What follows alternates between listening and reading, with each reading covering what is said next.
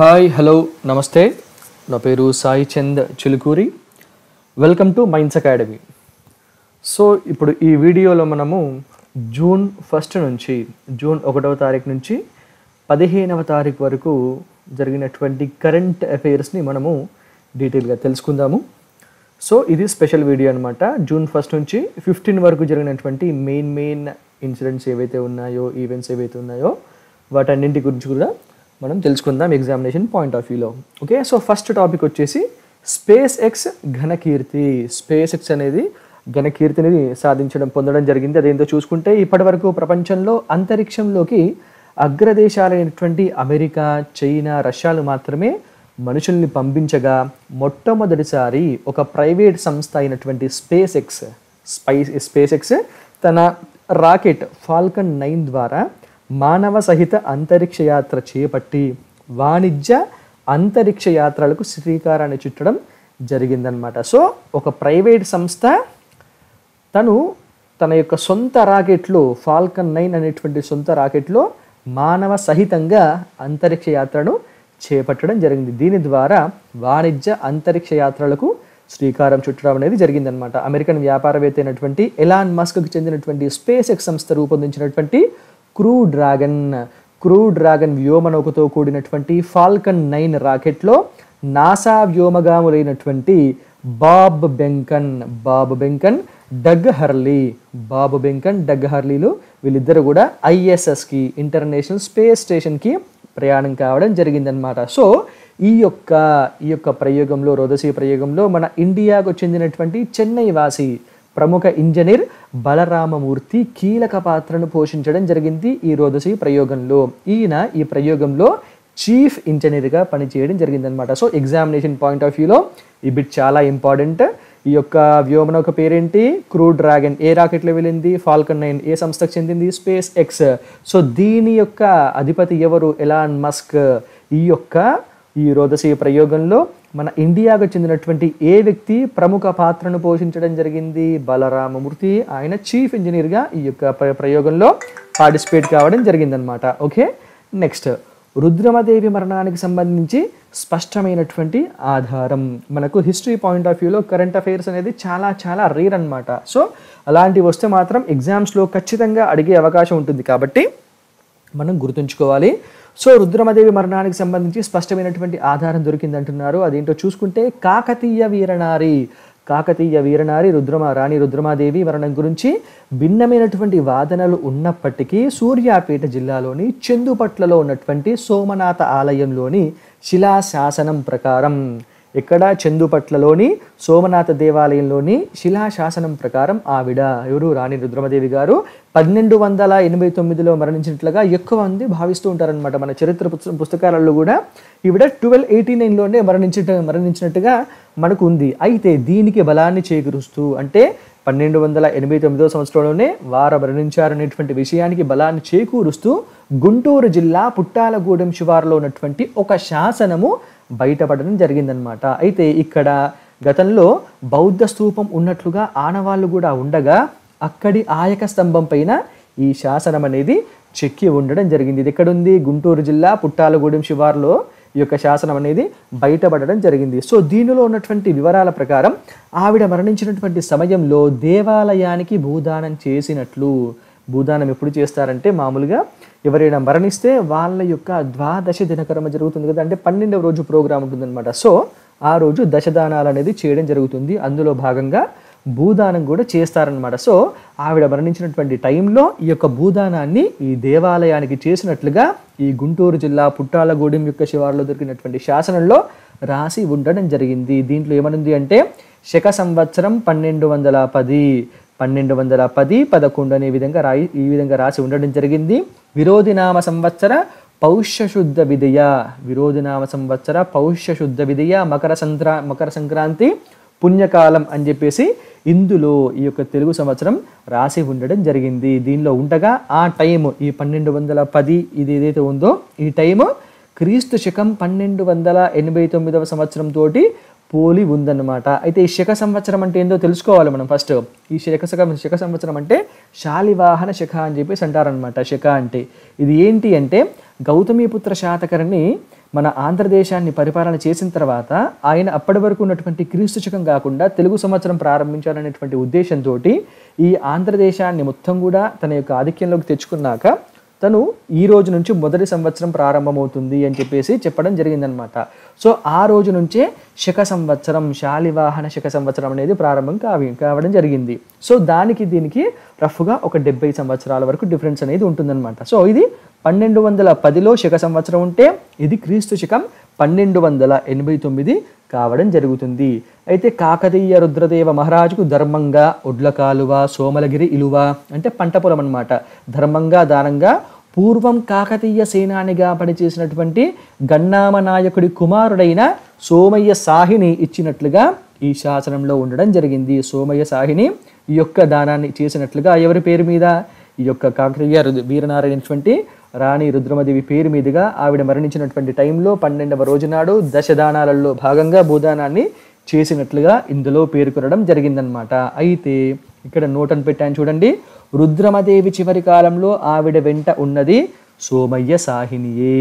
Okay, so దీనికి ఇంకా బలం అనేది చేకూరడం జరుగుతుందన్నమాట. అదేవిధంగా గుంటూరు జిల్లా వినుకొండ సమీపంలోని ఈవూరు గోపాలస్వామి దేవాలయం ముందున్నటువంటి శాసనంలో రుద్రమదేవితో పాటు అంగరక్షకుడు, రుద్రమదేవి యొక్క అంగరక్షకుడైనటువంటి బోల్నాయునికి కూడా, బోల్నాయునికి పుణ్యంగా స్వామికి అంటే ఈయనకు పుణ్యం రావాలని చెప్పేసి, పుణ్యలోకాలు సిద్ధించాలని చెప్పేసి స్వామివారికి, గోపాల స్వామివారికి భూమిని సమర్పించినట్లుగా కూడా ఉండడం జరిగిందనమాట ఈ యొక్క శాసనంలో. ఇక్కడ గుంటూరు జిల్లా వినుకొండ సమీపంలో ఉన్నటువంటి ఈవూరు గోపాలస్వామి దేవాలయం ముందు. అయితే ఈ శాసనము 1289 నవంబర్ 28న వేయించినట్లుగా ఉందన్నమాట. సో ఈ రెండు శాసనాల ప్రకారము రుద్రమదేవి, ఆమె సైన్యాధిపతి అయినటువంటి మల్లికార్జున నాయుడు, అదేవిధంగా అంగరక్షకుడైనటువంటి బోల్నాయిని, ఈ ముగ్గురు కూడా ఒకేసారి మరణించినట్లుగా అంచనాకు రావడం జరిగింది. మన ఎగ్జామినేషన్ పాయింట్ ఆఫ్ వ్యూలో చాలా చాలా ఇంపార్టెంట్ ఈ బిట్. సో మనం ఖచ్చితంగా గుర్తుంచుకోవాలి ఎక్కడెక్కడ ఆ శాసనాలు బయటపడ్డాయి, దానిలో ఎవరెవరికి భూదానాన్ని చేసినట్లుగా, ఎవరు భూదానం చేసినట్లుగా ఉందనేది కూడా చాలా చాలా ఇంపార్టెంట్. నెక్స్ట్, వీధి వ్యాపారులకు 10,000 రుణమట. ఎవరిస్తున్నారు చూసుకుంటే ఆత్మనిర్భర్ ప్యాకేజ్. ఆత్మనిర్భర్ ప్యాకేజీలో భాగంగా వీధి వ్యాపారులకు 10,000 రూపాయల వరకు రుణాలు ఇచ్చేందుకు ఉద్దేశించిన పథకం పిఎం స్వనిధి. పిఎం స్వనిధి అంటే స్ట్రీట్ వెండర్స్ ఆత్మనిర్భర్ నిధి. స్ట్రీట్ వెండర్స్ ఆత్మనిర్భర్ నిధికి కేంద్ర కేబినెట్ ఆమోద ముద్ర వేయడం జరిగింది. ఈ పథకాన్ని కేంద్ర పట్టణాభివృద్ధి శాఖ ద్వారా చిరు వ్యాపారులకు ఏడాది సంవత్సర గడువుతోటి రుణాన్ని ఇవ్వడం జరుగుతుందన్నమాట. సో సకాలంలో అంటే ఇన్ టైంలో ఎవరైతే ఈ లోన్ని తీర్చేస్తారో ఆ విధంగా తీర్చిన వారికి 7% పాటు వడ్డీ రాయితీని కూడా ఇస్తారనమాట. సో ఎంత? 10,000 వరకు రుణం ఇవ్వడం జరుగుతుంది. ఏ పథకం కింద? PM Svanidhi, street vendors Atmanirbhar Nidhi కింద ఈ యొక్క రుణాన్ని ఇవ్వడం జరుగుతుంది. ఎగ్జామినేషన్ పాయింట్ ఆఫ్ వ్యూలో చాలా చాలా ఇంపార్టెంట్. నెక్స్ట్, చిన్న పరిశ్రమల కోసం వెబ్సైట్. ఎంఎస్ఎంఈలను, మైక్రో స్మాల్ మీడియం ఎంటర్ప్రైజెస్ల యొక్క సమస్యలను ఒకే వేదికపై పరిష్కరించేందుకు వీలుగా రూపొందించినటువంటి champions.gov.in అనేటువంటి వెబ్సైట్ని మన ప్రధానమంత్రి మోడీ గారు ప్రారంభించడం జరిగిందనమాట. సో కరోనా అనంతరం తలెత్తిన సమస్యల పరిష్కారంకి హబ్ అండ్ స్పోక్స్ని కూడా ఏర్పాటు కావడం జరుగుతుందన్నమాట. సో ఎగ్జామినేషన్ పాయింట్ ఆఫ్ వ్యూలో ఈ వెబ్సైట్ కూడా ఇంపార్టెంట్. నెక్స్ట్, గుజరాత్లో 21 సింహాల మృతి. గుజరాత్లో 21 సింహాలు చనిపోవడం జరిగింది. అదేదో చూసుకుంటే గుజరాత్లో 21 సింహాలు టిక్ బోర్న్ అనేటువంటి వ్యాధి వల్ల చనిపోవడం జరిగింది. దీన్నే బేబీ సియోసిస్ అని కూడా పిలుస్తుంటారనమాట. సో ఈ వ్యాధి దేనివల్ల వస్తుందంటే అరుదైనటువంటి ప్రోటోజోవా ఇన్ఫెక్షన్ తోటి ఈ టిక్ బోర్న్ అనేటువంటి వ్యాధి రావడం జరుగుతుంది. ఈ వ్యాధి వల్ల గుజరాత్లో 21 సింహాలు చనిపోవడం జరిగింది. Next, Kohala hydro power project నిర్మాణంని పిఓకే, పాక్ ఆక్యుపైడ్ కాశ్మీర్లో జీలం నదిపైన నిర్మించడానికి చైనా సన్నాహకాలు చేస్తుందన్నమాట. సో దీన్ని మన భారతదేశం చాలా తీవ్రంగా ఖండిస్తుంది.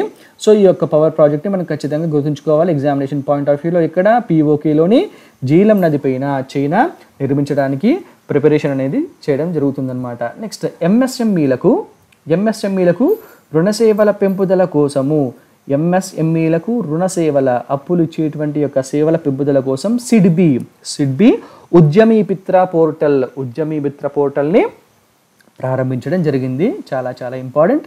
నెక్స్ట్ స్వదేశ్. ఏంటి స్వదేశ్? వృత్తి విద్యా నిపుణులను పెంచడానికి skilled workers arrival database for employment support. Skilled workers arrival database for employment support Swades అనేటువంటి కార్యక్రమాన్ని ministry of skilled development and entrepreneurship, తర్వాత పౌర విమానయాన శాఖ మరియు విదేశీ మంత్రిత్వ శాఖలు ఈ 3 కలిసి ఈ యొక్క స్వదేశ్ అనేటువంటి కార్యక్రమాన్ని ప్రారంభించడం జరిగింది. ఏమేమిటి? Ministry of skilled development and entrepreneurship, తర్వాత పౌర విమానయాన శాఖ, విదేశీ మంత్రిత్వ శాఖలు 3 కలిసి స్వదేశ్ అనేటువంటి ప్రోగ్రామ్ని స్టార్ట్ చేశాయి. చాలా చాలా ఇంపార్టెంట్. నెక్స్ట్ పర్యావరణ పరంగా సహకార అభివృద్ధి చేసుకోవాలని ఇండియా భూటాన్ తోటి ఒక ఒప్పందాన్ని చేసుకోవడం జరిగింది. నెక్స్ట్ కేఫాన్. ఏంటి కేఫాన్ అంటే 20 లక్షల బీపీఎల్ బిలో పావర్టీ లైన్ కింద ఉన్నటువంటి కుటుంబాలకు హై స్పీడ్ ఇంటర్నెట్ అందించడానికి కేరళ ప్రభుత్వం కేఫాన్ అనేటువంటి కార్యక్రమాన్ని మొదలు పెట్టింది. కేఫాన్ అనేటువంటి ప్రోగ్రామ్ని ఏ స్టేట్ గవర్నమెంట్? కేరళ ప్రభుత్వము. ఎవరి కోసము? 20 లక్షల బీపీఎల్ కుటుంబాల కోసము ఈ విధంగా ప్రోగ్రామ్ని స్టార్ట్ చేయడం జరిగింది. ఎందుకోసం? కరోనా వల్ల దేశవ్యాప్తంగా లాక్డౌన్ విధించారు. పిల్లల యొక్క ఎడ్యుకేషన్ ఇబ్బంది కాకూడదు కదా, సో వాళ్ళకు ఇంటర్నెట్ని హై స్పీడ్ ఇంటర్నెట్ని ప్రొవైడ్ చేస్తుంది. దీని ద్వారా ఆన్లైన్ క్లాసెస్ని కండక్ట్ చేయాలి అని చెప్పేసి అక్కడ కేరళ గవర్నమెంట్ ఆలోచించడం జరిగిందనమాట. ఎగ్జామినేషన్ పాయింట్ ఆఫ్ వ్యూలో చాలా చాలా ఇంపార్టెంట్. నెక్స్ట్ ఒకే దేశం ఒకే మార్కెట్. ఏంటి? రైతులు తమ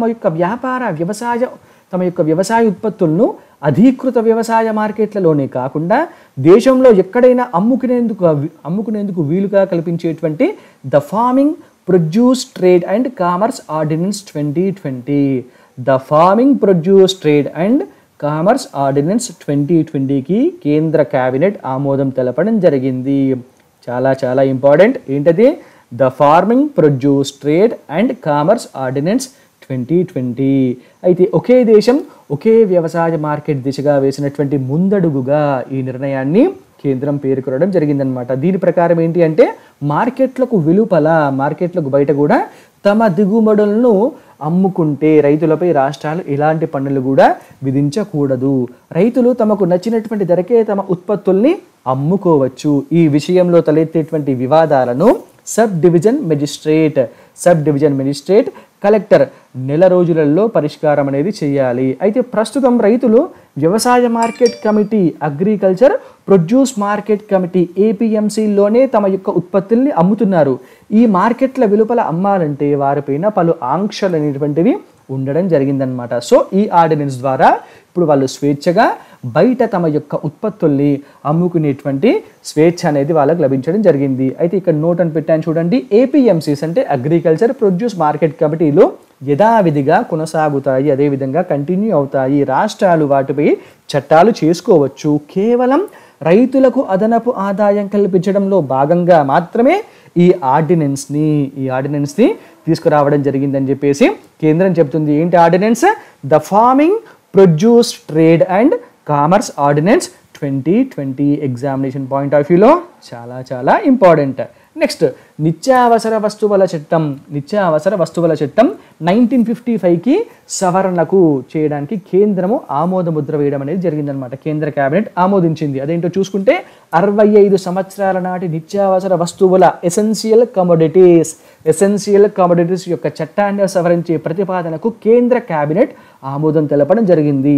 దీని ప్రకారం ఈ చట్ట నియంత్రణ పరిధిలో నుండి నిత్యావసరాలైనటువంటి పప్పు ధాన్యాలు, తృణధాన్యాలు, నూనె గింజలు, పంట నూనెలు, ఆలుగడ్డలు, ఉల్లిగడ్డల్ని తప్పించేందుకు ఈ యొక్క సవరణను, ఈ యొక్క అమెండ్మెంట్ని ప్రతిపాదించడం జరిగిందనమాట. అయితే యుద్ధము, జాతీయ విపత్తు, కరువు, ధరల్లో అనూహ్య పెరుగుదల లాంటి అసాధారణ సందర్భాల్లో మాత్రమే ఈ యొక్క ఎసెన్షియల్ కమోడిటీస్ చట్ట నియంత్రణలో ఉండడం జరుగుతుందన్నమాట. మిగతా టైంలో వాటి ఉత్పత్తి, నిల్వ, సరఫరాలపైన ఎట్లాంటి కంట్రోల్ అనేది ఉండదు. ఈ విధంగా ఆహార ఉత్పత్తి, నిల్వ, పంపిణీ హక్కులు లభించడంతో వ్యవసాయ అనుబంధ రంగాలపైన ప్రైవేట్ సంస్థలకు పెట్టుబడి పెట్టాలనేటువంటి ఆసక్తి పెరిగేటువంటి అవకాశం ఉంటుంది. తద్వారా FDIలు కూడా, ఫారెన్ డైరెక్ట్ ఇన్వెస్ట్మెంట్స్ వచ్చేటువంటి అవకాశం కూడా ఉంటుంది. దాని ద్వారా ఏమవుతుంది? రైతుల యొక్క ఆదాయం అనేది పెరుగుతుందన్నమాట. సో ఈ విధంగా ఈ యొక్క నిత్యావసర వస్తువుల చట్టం 1955కు అమెండ్మెంట్ చేయడానికి క్యాబినెట్ ఆమోదించడం జరిగింది. ఎగ్జామినేషన్ పాయింట్ ఆఫ్ వ్యూలో చాలా చాలా ఇంపార్టెంట్. నెక్స్ట్, భారత్లో నెంబర్ 1 ఐఐఎస్సి బెంగళూరు ఉందంట. భారత్లో నెంబర్ 1గా ఐఐఎస్సి బెంగళూరు ఉంది. చూసుకుంటే టైమ్స్ హయ్యర్ ఎడ్యుకేషన్ ఆసియా ర్యాంకుల్లో తొలి 100 స్థానాలలో భారత్కు చెందినటువంటి 8 సంస్థలు ఉండడం అనేది జరిగిందనమాట. ఇక్కడ టైమ్స్ హయ్యర్ ఎడ్యుకేషన్ ఆసియా ర్యాంకులలో తొలి 100 స్థానాలలో, ఆసియా వైజ్లో అంటే ఆసియా ఖండంలో ఉన్నటువంటి యూనివర్సిటీస్లో తొలి 100 స్థానాలలో మన ఇండియాకు చెందినటువంటి 8 సంస్థలు ఉన్నాయి. 500 లోపు సంస్థలలో తెలుగు రాష్ట్రాలకు చెందినటువంటి 6 విద్యా సంస్థలు చోటు దక్కించుకున్నాయి. ఇండియాలో మొదటి స్థానం పొందినటువంటిది ఎవరు? IISc Bengaluru, Indian institute of sciences Bengaluru. మొత్తం ఆసియాలో 36వ స్థానాన్ని పొందగా ఇండియాలో మొదటి స్థానాన్ని పొందడం జరిగింది. తెలుగు రాష్ట్రాలలో మన ఐఐటి హైదరాబాద్ 149th ర్యాంకును పొందింది.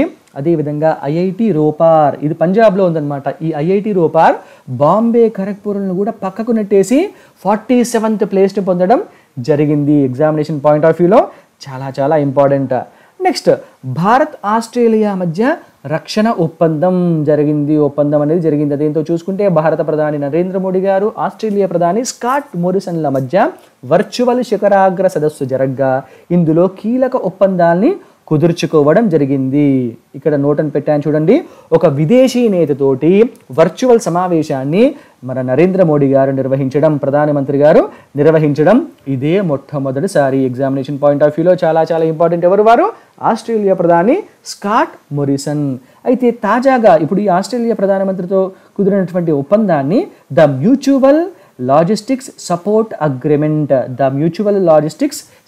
అగ్రిమెంట్ ఒప్పందం అని చెప్పేసి పిలుస్తున్నారనమాట. సో దీని కింద ఏమేమి జరిగాయంటే, భారత్ ఆస్ట్రేలియాలు తమ యొక్క సైనిక స్థావరాలను పరస్పరం వాడుకోవచ్చు. అంటే ఆస్ట్రేలియా సైనిక స్థావరాన్ని ఇండియా యొక్క స్థావరాన్ని ఆస్ట్రేలియాలు వాడుకునేటువంటి ఒప్పందం కూడా కుదరడం జరిగిందనమాట. సో ఇట్లాంటి ఒప్పందాలు గతంలో యుఎస్, ఫ్రాన్స్, సింగపూర్లతో ఇండియా ఈ విధంగా ఒప్పందాన్ని కుదుర్చుకోవడం జరిగింది. అదేవిధంగా సైబర్తో ముడిపడినటువంటి కీలక సాంకేతిక పరిజ్ఞానాన్ని కూడా వీళ్ళు పరస్పరం పంచుకుంటారు. మైనింగ్, ఖనిజాలు, సైనిక పరిజ్ఞానంలో కూడా ఒప్పందం కుదిరింది. తర్వాత వృత్తి విద్య, జల వనరుల నిర్వహణ, వాణిజ్యం వంటి రంగాల్లో కూడా ఒప్పందాల్ని ఇండియా, ఆస్ట్రేలియా కుదుర్చుకుంది. శాస్త్ర వైద్య రంగాల్లో పరిశోధన, అభివృద్ధి ఫలాలు, రీసెర్చ్ అండ్ డెవలప్మెంట్ ఫలాలను పంచుకోవడం, కరోనా రోగుల చికిత్సకు వినూత్న విధానాలను రూపొందించేలా ఆస్ట్రేలియా భారత్ వ్యూహాత్మక పరిశోధనా నిధిలో కొత్త దశను ప్రారంభించడం. అదేవిధంగా ఇండో పసిఫిక్ తీర ప్రాంత భద్రతపై ఇరు దేశాలు shared vision for maritime cooperation in the Indo Pacific అన్న పేరుతోటి ఒక డిక్లరేషన్ని రిలీజ్ చేయడం కూడా జరిగింది. ఇది చాలా చాలా ఇంపార్టెంట్. ఏం అగ్రిమెంట్ కింద? The mutual logistics support agreement కింద ఇవన్నీ కూడా ఒప్పందాలు కుదుర్చుకోవడం జరిగింది. దీనిలో shared vision for maritime cooperation in the Indo Pacific అంటే ఇండో పసిఫిక్ తీర ప్రాంత భద్రత పైన ఇండియా, ఆస్ట్రేలియా రెండు కలిసి కూడా ఒక డిక్లరేషన్ని రిలీజ్ చేయడం జరిగింది. అదేవిధంగా నెక్స్ట్ టాపిక్, అంతర్జాతీయ టీకా కూటమికి మన ఇండియా $15 మిలియన్ విరాళాన్ని ప్రకటించడం జరిగిందనమాట. అదేంటో చూసుకుంటే గవి. ఎగ్జామినేషన్ పాయింట్ ఆఫ్ వ్యూలో చాలా చాలా ఇంపార్టెంట్. గవి అంటే ఏంటి? Global alliance of vaccine and ఇమ్యునైజేషన్కు గవికి ఇండియా తరపున 113.13 కోట్ల రూపాయలు అంటే $15 మిలియన్ విరాళంగా ప్రకటించడం జరిగింది మన ప్రధానమంత్రి నరేంద్ర మోడీ గారు. బ్రిటన్ ప్రధానమంత్రి బోరిస్ జాన్సన్ నిర్వహించినటువంటి గ్లోబల్ వ్యాక్సిన్ సమ్మిట్ను Britain prime minister Boris Johnson ఈయనకు కరోనా సోకడం జరిగింది. దీని నుంచి ఈయన క్యూర్ అయిపోయి బయటపడిపోయారనుకోండి. సో ఈయన నిర్వహించినటువంటి గ్లోబల్ వ్యాక్సిన్ సమ్మిట్ను ఉద్దేశించి 50 దేశాల అధినేతలు, యునైటెడ్ నేషన్స్ ప్రతినిధులు, వాణిజ్యవేత్తలు పాల్గొన్నటువంటి ఈ సమావేశంలో మన ప్రధానమంత్రి గారు వీడియో ద్వారా ప్రసంగించడం జరిగింది. సో ఈ యొక్క ప్రసంగంలోనే వీరు మన ఇండియా తరపున 113.13 కోట్ల రూపాయలను విరాళంగా ప్రకటించడం జరిగింది for Gavi Global alliance of vaccine and Immunisation. చాలా చాలా ఇంపార్టెంట్. నెక్స్ట్ మదురై విద్యార్థిని నేత్రకు అరుదైనటువంటి గౌరవం లభించింది. అదేంటో చూసుకుంటే తమిళనాడులోని మదురైకి చెందినటువంటి 9వ తరగతి విద్యార్థిని, ఆవిడ పేరు నేత్ర యొక్క సేవా గుణం మానవీయతను గుర్తించినటువంటి యునైటెడ్ నేషన్స్ తమ యొక్క అంబాసిడర్గా ప్రకటిస్తూ goodwill ambassador for the పూర్గా నియమించడం జరిగిందనమాట. లాక్డౌన్ టైంలో కష్టాల్లో ఉన్నటువంటి వారికి నేత్ర తన యొక్క తండ్రితో కలిసి వాళ్ళు దాచుకున్నటువంటి 5 లక్షల రూపాయలని పేదల యొక్క సంక్షేమ కార్యక్రమాల కోసం ఖర్చు పెట్టడం జరిగిందనమాట. సో వాళ్ళ దగ్గర ఉన్నదే అరకొర డబ్బు అయితే దాన్ని కూడా సమాజ శ్రేయస్సు కోసం ఖర్చు పెట్టినందుకు గాను ప్రధానమంత్రి మన మోడీ గారు కూడా ఈ యొక్క నేత్ర గురించి మన్ కీ బాత్లో ప్రస్తావించడం జరిగింది. సో అటువంటి నేత్రకు యునైటెడ్ నేషన్స్ తమ యొక్క goodwill ambassador for the పూర్గా నియమించి గౌరవించడం జరిగింది. చాలా చాలా ఇంపార్టెంట్ మన ఎగ్జామినేషన్ పాయింట్ ఆఫ్ వ్యూలో. నెక్స్ట్ నదిలో ఆయిల్ లీక్ అయింది. ఇది క్లీన్ చేయడానికి 10 సంవత్సరాలు. ఇక్కడ రష్యాలోని నోర్లక్స్ సిటీ దగ్గరలోని పవర్ ప్లాంట్లో డీజిల్ లీక్ అయిపోయి అంబర్నయా నదిలోకి చేరడంతో ఆ దేశ అధ్యక్షుడైనటువంటి రష్యా అధ్యక్షుడైనటువంటి పుతిన్ ఎమర్జెన్సీని ప్రకటించడం జరిగిందనమాట. అయితే ఈ అంబర్నయా నది పాసినో సరస్సులో కలిసి అక్కడి నుంచి ఆర్కిటిక్ సముద్రంలో కలవడం జరుగుతుందన్నమాట. సో ఈ విధంగా ఒక సరస్సు నుంచి సముద్రంలోకి వెళ్తుంది. సో దీన్ని శుభ్రం చేయడానికి దాదాపు 10 సంవత్సరాల పాటు టైం పట్టవచ్చు అని చెప్పేసి ఎక్స్పర్ట్స్ చెప్పడం జరుగుతుంది. ఎగ్జామినేషన్ పాయింట్ ఆఫ్ వ్యూలో చాలా చాలా ఇంపార్టెంట్. ఓకే, నెక్స్ట్ ఇండియా యొక్క మొట్టమొదటి సోలార్ పవర్తో నడిచేటువంటి క్రూజ్ బోట్, మన భారతదేశ మొట్టమొదటి క్రూజ్ బోట్ ఆదిత్యను త్వరలో కేరళలో ప్రవేశపెట్టనున్నారు. ఎగ్జామినేషన్ పాయింట్ ఆఫ్ వ్యూలో చాలా చాలా ఇంపార్టెంట్. నెక్స్ట్ మహిళల యొక్క వివాహ వయస్సు పెంచడం కోసము ఒక కమిషన్ని వేయడం జరిగింది. అదేంటో చూసుకుంటే మహిళల యొక్క వివాహ వయస్సు పెంచడం పైన, అదేవిధంగా ఏ వయస్సులో తల్లి అయితే ఆరోగ్యకరము అన్న విషయం పైన కార్యదళాన్ని టాస్క్ ఫోర్స్ని ఏర్పాటు చేస్తూ కేంద్ర మహిళా శిశు సంక్షేమ శాఖ ఒక ప్రకటనను విడుదల చేయడం జరిగిందనమాట. సో ఈ యొక్క టాస్క్ ఫోర్స్ జూలై 31 వరకు రిపోర్ట్ ఇవ్వడం అనేది జరుగుతుంది. సో దీనికి అధ్యక్షులుగా ఎవరున్నారంటే జయా జైట్లీ, ఈవిడ ఢిల్లీ ప్రాంతానికి చెందినటువంటి వారు. సభ్యులుగా వసుధా కామత్, నజ్మా అఖ్తర్, దీప్తి షా, వీరు ముగ్గురు కూడా ఉన్నారు. వీరితో పాటు ఎక్స్ అఫీషియోగా అంటే పదవీ రీత్యా నీతి ఆయోగ్ సభ్యుడైనటువంటి వినోద్ పాల్ గారు, అదేవిధంగా కేంద్ర వైద్య ఆరోగ్య మహిళా సంక్షేమం ఉన్నత విద్య న్యాయ విద్య ఈ యొక్క డిపార్ట్మెంట్స్ యొక్క కార్యదర్శులు కూడా ఈ యొక్క టాస్క్ ఫోర్స్లో సభ్యులుగా ఉంటారనమాట. సో దీనికి అధ్యక్షులు ఎవరు? జయా జైట్లీ. ఎగ్జామినేషన్ పాయింట్ ఆఫ్ వ్యూలో చాలా చాలా ఇంపార్టెంట్. అయితే శారదా చట్టం ఉంది కదా, 1929లో చేశారనమాట శారదా చట్టం. ఈ శారదా చట్టం 1929ని 1978లో సవరించి మహిళల యొక్క వివాహ వయస్సును 15 నుంచి 18 సంవత్సరాలకు 1978లో పెంచడం జరిగింది. అప్పటి నుంచి ఇప్పటికి చూసుకుంటే భారత్లో ఎంతో పురోగతి అనేది సాధించడం జరిగింది. కాబట్టి ఈ యొక్క మాతృ మరణాలను తగ్గించడంతో పాటు పౌష్టికాహార స్థాయిని కూడా మహిళల్లో పెంచాల్సినటువంటి అవసరం ఉంది అనేటువంటి ఉద్దేశంతో మన కేంద్ర మహిళా శిశు సంక్షేమ శాఖ ఈ యొక్క టాస్క్ ఫోర్స్ని వేయడం జరిగింది. దేనికోసం? మహిళల యొక్క వివాహ వయస్సును ఎంత మేరకు పెంచాలి అనేటువంటి దానిపైన నివేదిక ఇవ్వాలని జయా జైట్లీ గారి అధ్యక్షతన టాస్క్ ఫోర్స్ని వేయడం జరిగింది. Okay, next Covid beep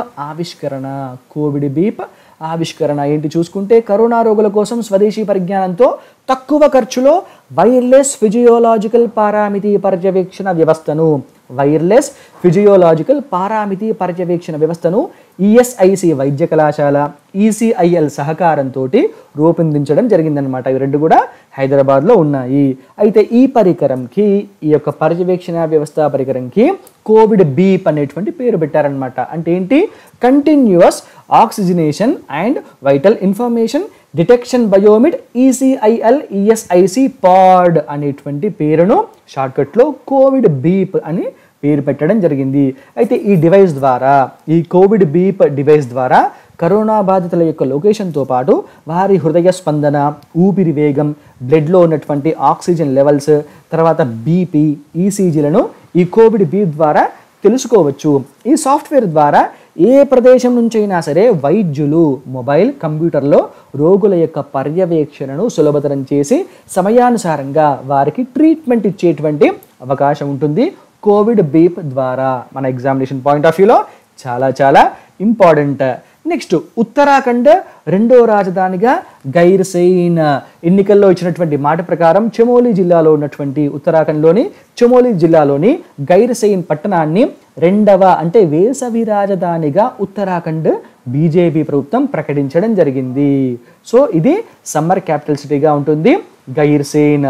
governor అయినటువంటి ఉత్తరాఖండ్ గవర్నర్ అయినటువంటి బేబీ రాణి మౌర్య గారి ఆదేశం మేరకు అక్కడి చీఫ్ సెక్రటరీ ఉత్తర్వుల్ని జారీ చేశారు. ప్రస్తుతము ఉత్తరాఖండ్కి క్యాపిటల్ సిటీగా డెహ్రాడూన్ ఉంది. సెకండ్ క్యాపిటల్ సిటీగా ఏది గైర్సెయిన్ ఉండడం జరుగుతుంది. సో ఎగ్జామినేషన్ పాయింట్ ఆఫ్ వ్యూలో చాలా చాలా ఇంపార్టెంట్. నెక్స్ట్, ప్రపంచ ఆర్థిక వ్యవస్థ దుర్భర మాంద్యంలో ఉందని చెప్పేసి వరల్డ్ బ్యాంక్ చెప్తుంది. అదేంటో చూసుకుంటే ప్రపంచ ఆర్థిక వ్యవస్థ ప్రస్తుతం చాలా తీవ్రమైనటువంటి పరిస్థితిని ఎదుర్కొంటుందని, ఈ సంవత్సరం గ్రోత్ రేట్ అనేది నెగిటివ్ అంటే -5.2%గా ఉంటుందని చెప్పేసి వరల్డ్ బ్యాంక్ అంచనా వేయడం జరిగింది. దీనికి కారణాలు ఏంటి చూసుకుంటే కరోనా వల్ల వివిధ దేశాలు లాక్డౌన్ విధించడం, అదేవిధంగా లాక్డౌన్ యొక్క సడలింపులు ఇస్తున్నప్పటికీ వర్తమాన అభివృద్ధి చెందినటువంటి దేశాల యొక్క వృద్ధి గ్రోత్ అనేది సంయుక్తంగా అన్ని కలిపి చూసుకుంటే అంటే వర్తమాన దేశాలు, అభివృద్ధి చెందుతున్నటువంటి దేశాల యొక్క గ్రోత్ని అన్నిటిని కలిపి తీసుకుంటే అది -2.5కి పరిమితం కావచ్చు అని చెప్పేసి వరల్డ్ బ్యాంక్ చెప్తుంది. ఎందుకోసం అంటే ఈ దేశాల్లో అసంఘటిత రంగంలోనే ఉపాధి అవకాశాలు లభించడం అనేది దీనికి ముఖ్య కారణం అని చెప్తుంది. అదేవిధంగా అభివృద్ధి చెందినటువంటి దేశాలలో వృద్ధి -7%గా నమోదు కావచ్చని తెలిపిందనమాట. సో ఈ దేశాలలో గిరాకీ, వాణిజ్యము, సరఫరా, రుణ వ్యవస్థ దెబ్బతినడమే దెబ్బతినడమే ఈ విధంగా -7 అంటే -7 గ్రోత్ రేట్ ఉండడానికి కారణం అని చెప్పేసి వరల్డ్ బ్యాంక్ చెప్పడం జరిగింది. ఈ సంవత్సరం ప్రజల యొక్క తలసరి ఆదాయం పర్ క్యాపిటా ఇన్కమ్ అనేది 3.6% మేర తగ్గవచ్చని, తద్వారా లక్షల మంది అత్యంత పేదరికంలోకి వెళ్తారని చెప్పేసి వరల్డ్ బ్యాంక్ ఆందోళన వ్యక్తం చేయడం జరిగింది. ఎంత? -3.6% తగ్గుతుంది పర్ క్యాపిటా ఇన్కమ్. పాఠశాల విద్య, వైద్యంపై పడేటువంటి ప్రతికూల ప్రభావం మానవ వనరుల యొక్క అభివృద్ధిని కూడా దెబ్బతీస్తుందని చెప్పేసి వరల్డ్ బ్యాంక్ చెప్తుందన్నమాట. ఇక్కడ నోట్ ఇచ్చాను చూడండి. 1870, 1876, 1893, 1908, 1914, 1917 1921, 1932, 1932, 1938, 1945 to 1946, 1975, 1982, 1991, 2009, 2020 ఇవన్నీ సంవత్సరాలు ఏమనుకుంటున్నారా? ఈ సంవత్సరాలలో ప్రపంచ ఆర్థిక మాంద్యం రావడం జరిగింది. సో దీంట్లో ప్రపంచవ్యాప్తంగా ఆర్థిక మాంద్యం అనేది ఈ సంవత్సరాలలో రావడం జరిగింది. అయితే ఒక మహమ్మారి వల్ల వచ్చినటువంటి దుర్భరమైనటువంటి మాంద్యం ఇదే అని చెప్పేసి వరల్డ్ బ్యాంక్ అధ్యక్షుడైనటువంటి డేవిడ్ మల్పాస్ చెప్పడం జరిగింది. ఎగ్జామినేషన్ పాయింట్ ఆఫ్ వ్యూలో ఇదంతా చాలా చాలా ఇంపార్టెంట్. నెక్స్ట్, ఎన్వైరన్మెంట్ పర్ఫార్మెన్స్ ఇండెక్స్లో మన ఇండియా 180 దేశాలలో 168వ స్థానాన్ని పొందడం జరిగింది. దేంట్లో? పర్యావరణ పరిరక్షణ ఇండెక్స్ అన్నమాట. ఎన్వైరన్మెంట్ పర్ఫార్మెన్స్ ఇండెక్స్లో ఇండియా 168th ర్యాంక్ని ఎంత అవుట్ ఆఫ్ 180లో 168వ స్థానాన్ని పొందడం జరిగిందనమాట. సో సార్క్ దేశాలలో మన తర్వాత ఒక్క ఆఫ్ఘనిస్తాన్ మాత్రమే ఉంది. ఇది చాలా బాధాకరం. ఈ ఇండెక్స్ను ఎవరు రిలీజ్ చేస్తారు? యేల్ యూనివర్సిటీ వాళ్ళు దీన్ని విడుదల చేయడం జరుగుతుందన్నమాట. ఓకే, నెక్స్ట్ MIEWS ఏంటిదని చూస్తున్నారా? Market intelligence and early warning system అనేటువంటి కార్యక్రమాన్ని ఆహార శుద్ధి మంత్రిత్వ శాఖ టమాటా, ఉల్లిగడ్డ, ఆలుగడ్డల యొక్క ధరల ముందస్తు హెచ్చరికల కోసము ఈ యొక్క ధరల ముందస్తు హెచ్చరికల కోసము ఈ యొక్క ఆహార శుద్ధి మంత్రిత్వ శాఖ ఈ MIEWS అంటే market intelligence and early warning సిస్టమ్ని అనేటువంటి ప్రోగ్రామ్ని ఏర్పాటు చేయడం జరిగింది. వేటి కోసము? టమాటా, ఉల్లిగడ్డ, ఆలుగడ్డ, చాలా చాలా ఇంపార్టెంట్. నెక్స్ట్ ఆసియా సింహాలు గర్జిస్తున్నాయంట. ఈ విధంగా చూసుకుంటే గుజరాత్లోని సౌరాష్ట్ర ప్రాంతంలో విస్తరించినటువంటి గిర్ అడవుల్లోని ఆసియా సింహాల సంఖ్య, ఇక్కడ గుజరాత్లోని సౌరాష్ట్ర ప్రాంతంలో విస్తరించినటువంటి గిర్ అడవుల్లోని ఆసియా సింహాల సంఖ్య 5 సంవత్సరాలలో 29% మేర పెరిగి 674కి చేరడం జరిగింది. సో 1936 నుంచి ఇక్కడ ఈ యొక్క సింహాల యొక్క లెక్కింపు గణన అనేది చేపడుతూ ఉండగా, అప్పట్లో ఇప్పుడు 1936లో 287 సింహాలు ఉంటే ఈ 84 సంవత్సరాలలో కేవలం 2.34% గ్రోత్ రేట్ మాత్రమే వృద్ధి చెందడం జరిగింది. ఆ విధంగా వృద్ధి చెంది కేవలం 674 సింహాలకు పెరగడం జరిగింది. కానీ గత 5 సంవత్సరాలలో ఈ గ్రోత్ రేట్ అనేది 29% ఉందన్నమాట. సో ఈ గత 5 సంవత్సరాల్లోనే గ్రోత్ చాలా బాగుంది. అయితే ఈ నోటిని పెట్టాను చూడండి. ఇక్కడ 2015లో సింహాలు సంచరించేటువంటి ఆ ప్రాంతం యొక్క విస్తృతి 22,000 చదరపు కిలోమీటర్లు ఉండగా 2020 సంవత్సరానికి ఇది 30,000 చదరపు కిలోమీటర్లు, అంటే దాదాపు 36% పెరగడం జరిగింది సింహాలు తిరిగేటువంటి ప్రదేశం యొక్క విస్తీర్ణము. సో ఆ విధంగా స్వేచ్ఛగా అవి తిరుగుతున్నాయి కాబట్టి ఈ గ్రోత్ రేట్ అనేది, సింహాల యొక్క సంఖ్య అనేది పెరగడానికి అవకాశం అనేది ఏర్పడింది. సింహాల పెరుగుదల రేటు 2015 నుంచి 2020కి 28.87%, అరౌండ్ 29% వృద్ధి చెందడం జరిగింది. ఎగ్జామినేషన్ పాయింట్ ఆఫ్ వ్యూలో చాలా చాలా ఇంపార్టెంట్. అయితే గిర్ నేషనల్ పార్క్ అదేవిధంగా వైల్డ్ లైఫ్ శాంక్చువరీ, ఇది గుజరాత్లోని జునాగఢ్ జిల్లాలో ఉందన్నమాట. ఆసియా సింహాలకు గిర్ అడవులు ఒక్కటే సహజమైనటువంటి ఆవాసము. ఈ ప్రాంతాన్ని 1965లో వైల్డ్ లైఫ్ శాంక్చువరీగా, 1975లో నేషనల్ పార్క్గా ఏర్పాటు చేయడం జరిగింది. అదేవిధంగా ఆసియా సింహాల యొక్క శాస్త్రీయ నామం ఏంటిది? పాంథెరా లియోపెరిస్కా. ఎగ్జామినేషన్ పాయింట్ ఆఫ్ వ్యూలో చాలా చాలా ఇంపార్టెంట్. ఏంటి? ఆసియా సింహాల యొక్క శాస్త్రీయ నామం పాంథెరా లియోపెరిస్కా. IUCN International Union for Conservation of Nature, IUCN యొక్క రెడ్ లిస్ట్లో అంతరించిపోయేటువంటి దశలో ఈ యొక్క ఆసియా సింహాలు ఉండడం అనేది జరిగిందనమాట. కాబట్టి వీటిని సంరక్షించుకోవాల్సినటువంటి బాధ్యత మనందరిపైన, ప్రభుత్వం పైన ఉన్నది. అదేవిధంగా వైల్డ్ లైఫ్ ప్రొటెక్షన్ యాక్ట్ 1972లోని షెడ్యూల్ 1లో ఆసియా సింహం ఉండడం జరిగిందనమాట. దీనిలో ఉంటే ఏంటి అనుకుంటున్నారా? దీనివల్ల ఈ సింహాల రక్షణకు అత్యంత ప్రాధాన్యతను ఇవ్వడం జరుగుతుందన్నమాట. దాంతోపాటు వీటి యొక్క అక్రమ రవాణాను కూడా చాలా తీవ్రమైనటువంటి నేరంగా పరిగణిస్తారు.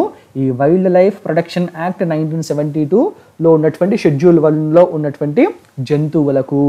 అదేవిధంగా మన ప్రధానమంత్రి మోడీ గారు ఒక మాటను చెప్పారనమాట. అదేంటి అంటే సమాజ భాగస్వామ్యము, టెక్నాలజీ ప్రాధాన్యత, అటవీ జంతువుల ఆరోగ్య సంరక్షణ, మనుషులకు సింహాలకు మధ్య ఘర్షణ, ఇవన్నీ కూడా తగ్గడం వల్ల సమాజ భాగస్వామ్యం పెరగడం, టెక్నాలజీ యొక్క ప్రాధాన్యత పెరగడం, అటవీ జంతువుల యొక్క ఆరోగ్య సంరక్షణ అనేది పెరగడం, ఈ మనుషులకు సింహాలకు మధ్య ఘర్షణను తగ్గించడం వల్ల ఈ యొక్క సింహాల యొక్క వృద్ధి అనేది సాధ్యమైందని చెప్పేసి మన ప్రధానమంత్రి గారు చెప్పడం జరిగింది.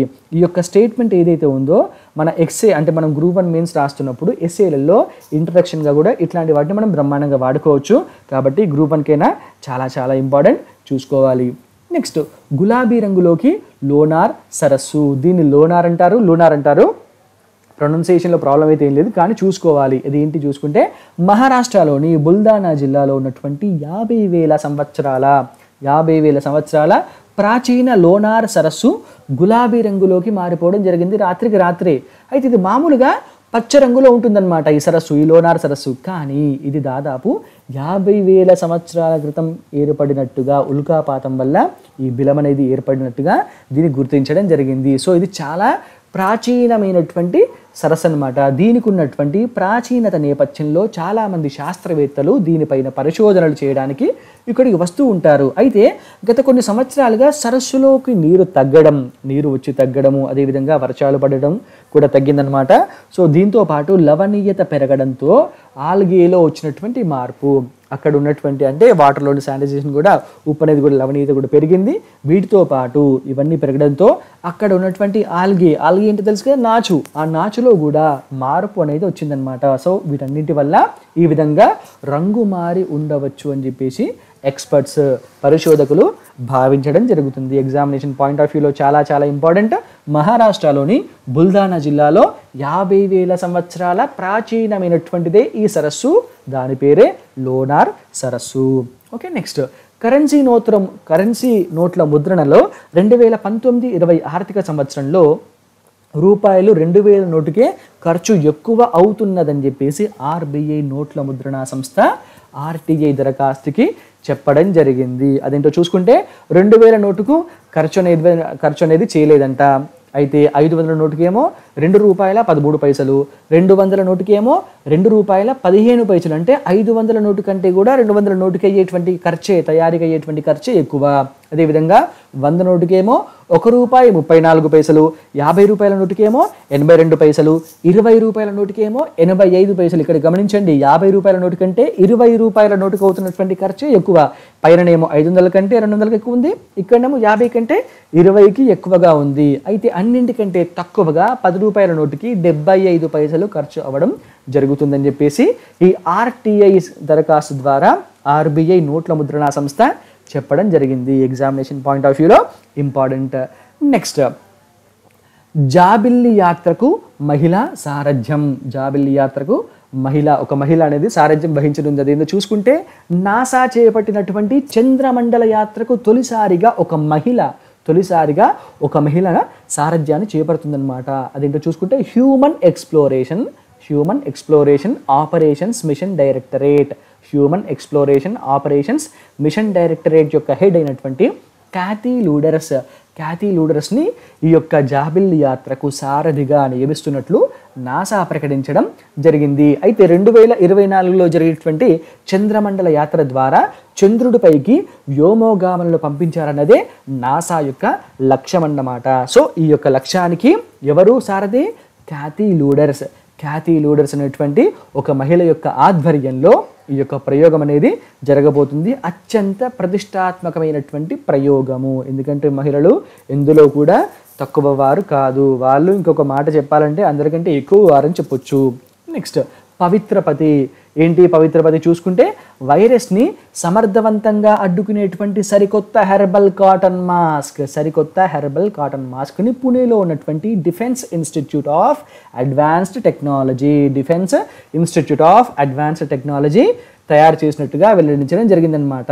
అదేంటో చూసుకుంటే పవిత్రపతి పేరుతోటి 3 పొరలలో రూపొందించినటువంటి ఈ మాస్క్ని వేప నూనె, గంధపు చెక్క, కుంకుమ పువ్వు, పసుపు, తులసి, నల్ల మిరియాలు వంటి వాటి యొక్క మిశ్రమాన్ని కలిపి దీని యొక్క తయారీలో వాడినట్లుగా ఈ DIAT defence institute of advanced technology ఇది పుణేలో ఉంది. ఈ సంస్థ చెప్పడం జరిగిందనమాట. ఆయుష్ మంత్రిత్వ శాఖ వారి యొక్క మార్గదర్శకాలకు అనుగుణంగా రూపొందించినటువంటి ఈ mask antifungal, antiviral, anti బ్యాక్టీరియల్గా పనిచేస్తుందని చెప్పేసి ఈ DIAT సంస్థ చెప్పడం జరిగింది. సో ఇవి ఈ యొక్క June 1 నుంచి 15th వరకు ఉన్నటువంటి ఇంపార్టెంట్ కరెంట్ అఫైర్స్. అయితే ఇంకా వేరేవి కూడా ఇంపార్టెంట్వే, అవి కూడా ఎగ్జామ్స్లో వచ్చేటువంటి అవకాశం ఉంటుంది. కానీ ఇప్పుడు మనం డిస్కస్ చేసిందంటే ఇంకొంచెం ఎక్కువ ఛాన్సెస్ ఉన్నాయన్నమాట ఎగ్జామ్స్లో రావడానికి. అందుకోసం అని చెప్పేసి ఎక్స్క్లూజివ్గా ఈ యొక్క టాపిక్స్ని కవర్ చేసుకుంటూ ఈ వీడియో చేయడం జరిగింది. సో దీనికి సంబంధించినటువంటి PDF ఫైల్ కావాలి అనుకుంటే కనుక మైండ్స్ అకాడమీ అప్లికేషన్ని ప్లేస్టోర్ నుంచి ఇన్స్టాల్ చేసి పెట్టుకోండి మీ మొబైల్ ఫోన్లో. అదేవిధంగా మైండ్స్ అకాడమీ యూట్యూబ్ ఛానల్ ఉంటుంది. ఆ యొక్క యూట్యూబ్ ఛానల్ని కూడా మీరు సబ్స్క్రైబ్ చేసి పెట్టుకోండి. వీటితో పాటు మైండ్స్ అకాడమీ యొక్క టెలిగ్రామ్ ఛానల్ కూడా ఉంది. ఈ టెలిగ్రామ్ ఛానల్లో మెంబర్ అవ్వండి. ఎప్పటికప్పుడు అప్డేట్స్ని పొందండి, చక్కగా చదువుకోండి, మార్కులు సాధించండి, మంచి ఉన్నతమైనటువంటి ఉద్యోగాన్ని పొందాలని చెప్పేసి మైండ్స్ అకాడమీ తరపున మేమందరం కూడా కోరుకుంటున్నాం. All the very best. Thank you so much.